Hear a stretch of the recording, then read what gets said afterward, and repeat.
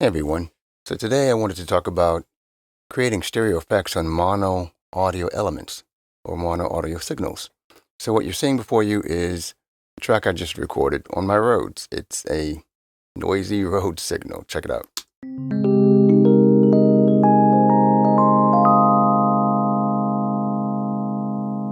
Nothing special, but if you look at the 2 meters in the center of the screen, one, the correlation meter on the far right, and in the center, just the stereo sound field meter. What you'll see is that there's a vertical line in the center that shows that the sound isn't moving from left to right in any way. It's a perfect mono signal. That is also noticeable on the correlation meter because it'll stay very near the top, actually perfectly at the top. At +1, the meter tells you that the signal is perfectly in phase, right? So let's talk about ways to make this mono signal stereo and ways that can make it stereo but also cause problems. The first thing we're going to do is explain that duplicating that mono signal as so will not create a stereo signal. Okay, so let's not pan them first and play them.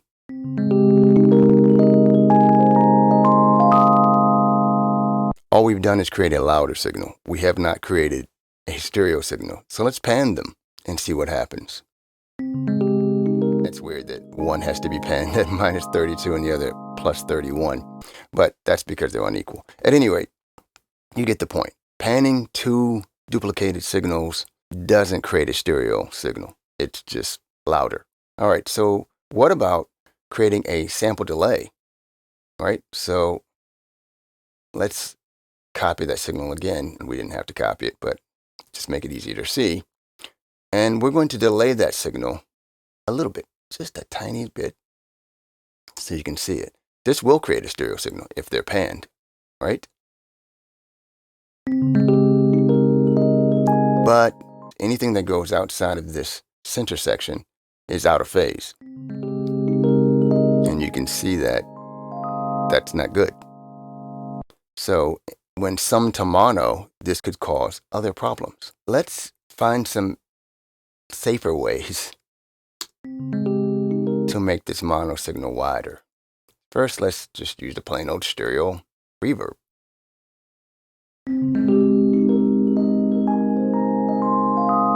That's a lot of reverb, but you get it. That's increasing the width quite a bit without causing problems. And you can see that the correlation meter shows that we're still very close to the top. The delay would be the same. A stereo delay would have the same effect.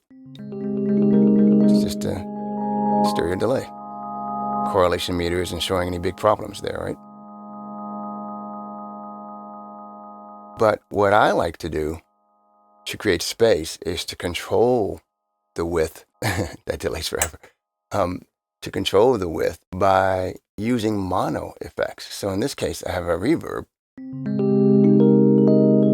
panned out a bit to one side. You can see, well, quite a bit to the left. And you can see when I stop the signal, that reverb plays on its own. Another different reverb on the right. It's actually a little bit louder. Isn't that rich?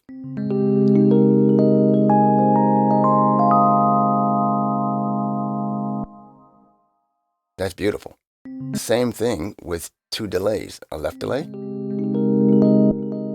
And with this right delay, though, I did something a little bit different. I didn't just pan it. Instead, this one has a tremolo, so it's moving around in stereo.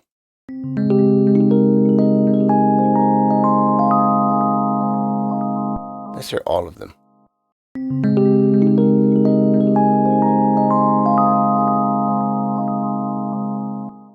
Even with all of them, the correlation meter doesn't move a lot.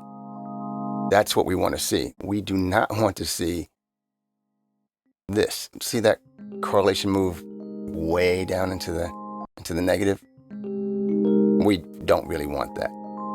Anyway, those are a few good ways, a few safe ways to create stereo signals from mono channel recordings, right?